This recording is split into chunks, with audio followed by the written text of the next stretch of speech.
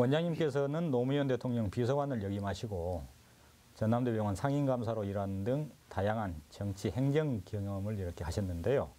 먼저 자신을 소개해 주시죠. 예, 저 광주과학기술진흥원 원장 서대석입니다.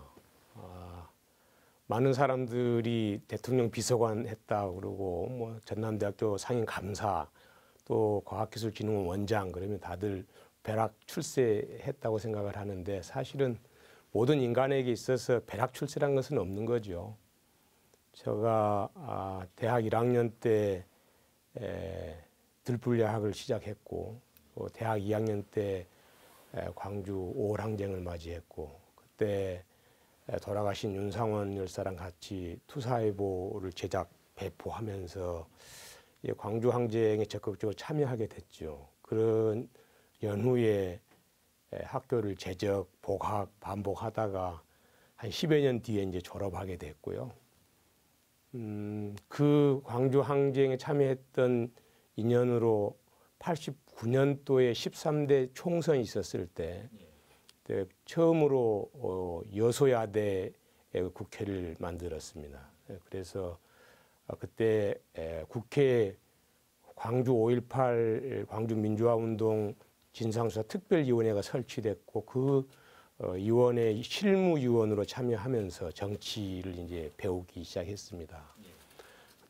그리고 그 인연으로 국회 비서관도 한 5년 했었고요. 또 서구의회 전문위원도 했었고 또 국회의원 사무국장도 했고 또 시당 사무처장도 하고 그래서 다양한 정치적 경험을 쌓았었고요. 그런 정치적인 경험을 쌓는 중에 2002년 또 노무현 대통령 경선을 하게 된 겁니다. 그래서 그때 이제 대통령하고 인연이 됐었고 그 인연으로 대통령께서 불러서 청와대 가서 행정관, 비서관으로 3년 일하다가 왔습니다. 그래서 실은 제 삶의 대부분은 이제 정치적인 삶이었다 이렇게 해도 아마 과언이 아닐 것 같습니다. 예. 참으로 다양한 그 인생 역정이신 것 같습니다. 현재는 원장으로 광주과학기술진흥원을 이끌고 계시죠. 광주과학기술진흥원 어떤 곳인지 소개를 좀 부탁드립니다. 사실은 일반인들에게는 좀 아주 생소한 곳입니다. 이게 이런 곳이 있는지도 잘 모르고요. 또 저도 사실은 이 원장직을 맡기 전까지는 이게 어떤 기관인지 잘 제대로 알지 못했었습니다. 이 광주과학기술진흥원이라고 하는 당초에는 과학기술교류협력센터로 출발을 했었는데요. 이 김대중 정부 때 이걸 세우게 됐습니다. 아마 첨단단지가 조성된 게 김대중 정부 때 조성된 건데 첨단단지를 조성해 놓고 보니까 외지에서 오는 우수한 과학기술인들이 이제 생활상의 편익을 제공해 줄 수 있는 기관이 필요했었습니다. 그래서 지금 사실은 외지인들을 위한 정주 환경을 제공하는 게 1차적인 목적이고요.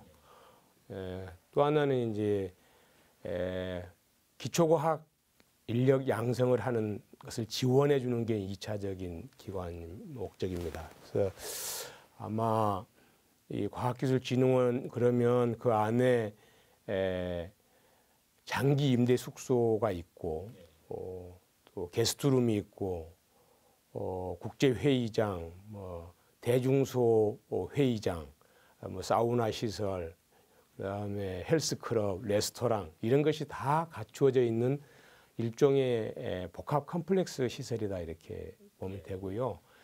다만 이제 장기 임대 숙소는 첨단 단지에 입주해 있는 사람들에게만 임대가 가능하고요. 게스트룸은 누구나 다 이용할 수 있는 그런 공간입니다. 원장으로 취임하신 이후 많은 일들을 해오신 것으로 이렇게 평가를 받고 있습니다. 특히 자랑할 만한 성과가 있다면 한번 해주시죠. 근데 사실은 이제 일반적으로 첨단에 입주해 있는 기관들이라고 하는 게 특히 시나 정부의 산하 기관이라고 하는 게 일종의 지원 기관입니다. 그래서 직접 사업을 수행하는 곳은 아니죠. 그래서 뭐 사업의 성과가 있냐 이렇게 물어보면 별로 이제 내세울 만한 것은 없는 겁니다. 다만 이게 교류협력센터에서 제가 가서 재작년에 광주과학기술진흥원으로 일단 명칭을 변경하고, 명칭을 변경했다는 이야기는 그만큼의 사업 내용도 좀 더 확장하고 이런 걸로 볼 수 있습니다. 올해가 이제 우리가 10년 차 되는 해인데, 사실은 이게 하나 기관이 5년 단위로, 뭐 10년 단위로 이렇게 장기 발전 계획을 갖고 있어야 되는데 아직 그런 게 없어서 작년에 이제 그런 중장기 발전 계획을 이제 수립하고 우리 진흥원이 나아갈 길이 뭔지 이렇게 좀 고민을 하고 있는데, 사실은 10년 차 되는 이 올해 여러 가지 사업을 좀 해보고 싶어서 이제 뭐 몇 가지 이렇게 준비는 하고 있습니다. 특히 제가 이제 정치 이 영역에서 쭉 있다 왔으니까 보통 과학기술인들에 대한 인식을 갖고 있는 게 선거 때만 되면 과학기술인들에 대한 우대 이런 이야기를 합니다. 그거는 선거가 끝나면 다 또 다시 잊어먹게 되는데, 특히 지역의 과학기술 인재들에 대해서는 아주 일종의 소외받는다고 볼 수 있습니다. 특히 광주 전남의 경우에 더 그렇습니다. 주로 이제 정무직이든 아니면 선출직이든 과학기술인들이 이렇게 등용되는 일들이 극히 지역의 과학기술인들이 등용되는 게 참 드문데, 그런 지역의 과학기술인들의 인재도 발굴하고 그들에게 자존감도 좀 살려주고 할 수 있는 광주 과학기술인상 이런 것을 좀 제정해서 그런 좀 자존감을 높이는 그런 일들을 좀 해볼 계획을 갖고 있고요.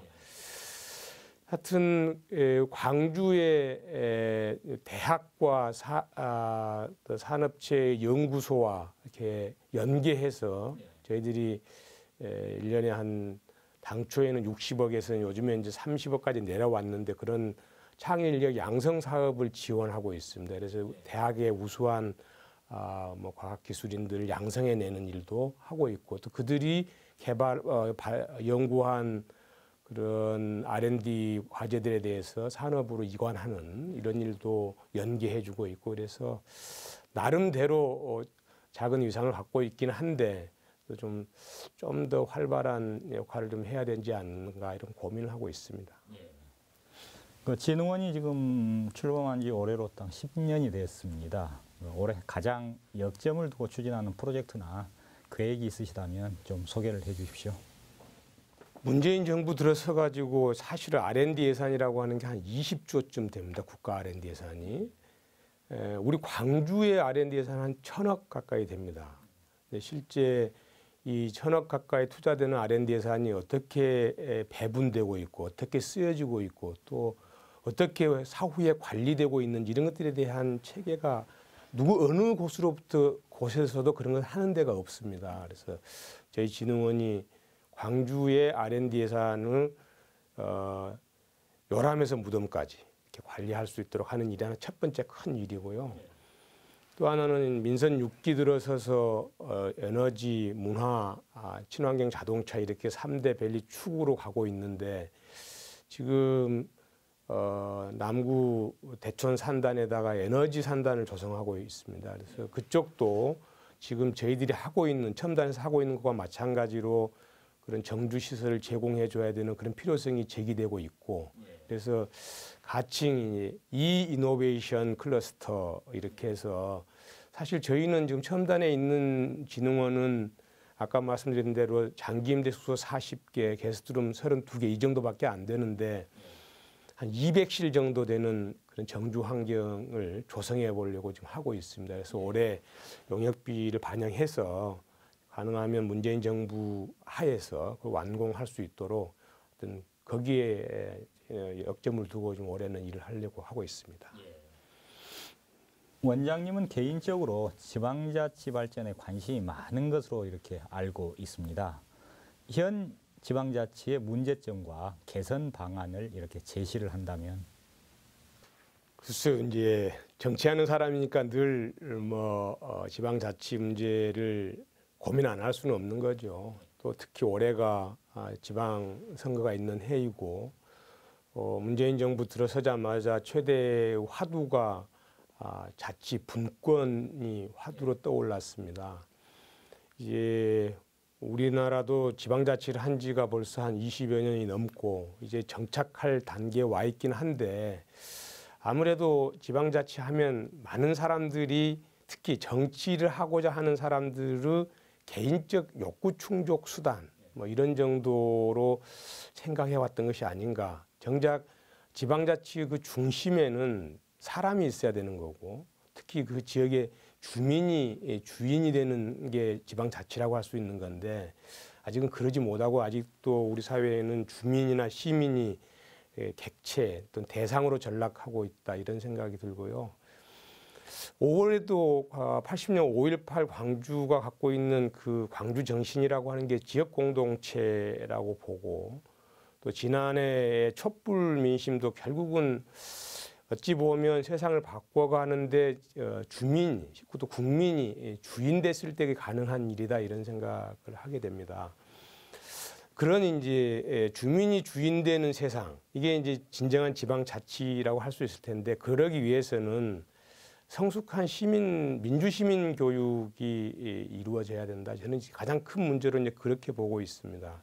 사실은 촛불혁명이랄지 이것도 결국은 현장에서 민주시민 교육의 장 아니었을까 이렇게 보고요. 이런 민주시민 교육이 제대로 이루어지고 제도적 틀 속에서 이루어지지 못한다면은 하여튼 지방자치 틀 속에서라도 그게 이루어져야 그래야 세상이 좀 더 바뀌어지지 않을까 이런 생각을 하고 있습니다. 예. 그리고 광주의 발전에 대한 애정도 이렇게 남다르십니다. 정치적인 시각에서 광주의 향후 미래 발전 방안을 한번 제시를 해 주십시오. 광주뿐만이 아니고 전라도가 올해로 이제 정도 1000년이 되는 해입니다. 사실은 지난 시절의 1000년의 전라도가 일종의 핍박과 변방의 시대였다면 미래의 1000년 전라도는 새롭게 비상하는 이제 그런 전라도여야 될 거다 이렇게 생각을 하고요. 그런 측면에서 광주가 또 민선 6기 윤장현 시장이 내건 3대 밸리가 이렇게 에너지, 문화, 친환경 자동차의 축은 아주 방향은 잘 잡았다 보고요. 특히 올해 들어서 4차 산업혁명과 관련된 선도적 역할을 광주시가 하고 있어서 큰 틀은 잘 이제 갖춰가고 있다고 이렇게 보여집니다. 다만 이제 좀 더 구체적으로 들어가면 어떻게 해서 그러면 앞으로 1000년의 전라도, 1000년의 광주를 설계할 거냐. 결국 영산강 시대를 새롭게 여는 수밖에 없는 것 아닌가. 그래서 광주 공항 이전하고 그 공항과 또 탄약고 부지와 서창, 대촌, 그다음에 혁신도시 나주로 연결되는 이 거대한 이 지역을 스마트 휴먼시티로 구축했을 때 앞으로 광주가 1000년 동안 먹고 살 수 있는 거 아닐까. 그래서 새로운 신영산강 시대를 열어보자. 이게 이제 크게 보면 광주를 살리는 일일 것 같고요. 적게는 이제 그게 우리 서구에 많이 이제 한정돼 있기 때문에 사실은 서구 살고 있는 저로서는 관심이 꽤 많은 이제 일 중에 하나라고 할 수 있겠습니다. 마지막으로 하시고 싶으신 말씀이 있으시면은 이 자리를 빌어서 해 주십시오. 결국은 이순신 장군이 이야기하셨던 양무 호남의 시민 국가다. 결국 호남이 없으면 나라가 없는 거다. 그런데 광주가 단 한 번도 국가의 어려운 상황에 직면했을 때 비껴 서 있거나 외면하지 않았다. 80년 5월이 그랬고 지난 촛불 혁명이 그랬다고 생각합니다. 그러나 이제 저희들이 꽤 이제 나이 먹은 세대는 아닌데 이제 우리 광주를 후배들에게 이제 물려줘야 될 세대가 됐습니다. 어떤 광주를 우리 후손들에게 물려줄 건지 또 어떻게 하면 외지에 있는 우리 사람들이 광주를 찾아올 건지 이런 것들에 대한 고민이 더 많이 깊어져야 된다고 생각하고 늘 민주인권 평화의 도시 광주라고 했는데 이것을 한 단계 더 뛰어넘어서 정말로 더불어 행복한 사람들이 사는 광주. 광주에 오면 정말로 행복 지수가 높아지는 그런 광주. 이런 세상, 이런 광주를 만드는데 미약한 힘이나마 좀 보태야 되는 거 아닐까. 어떤 곳에 있더라도 이런 생각이 들고요. 우선은 광주 시민들이 그동안에 좀 어렵고 힘들었지만 2018년도에는 좀 더 희망을 갖고 비상하는 광주의 오고 있는 우리 광주의 시간을 낭비하지 않고 잘 효율적으로 관리하고 쓸 수 있는 그런 한 해가 됐으면 좋겠다 이런 생각입니다. 감사합니다. 고맙습니다.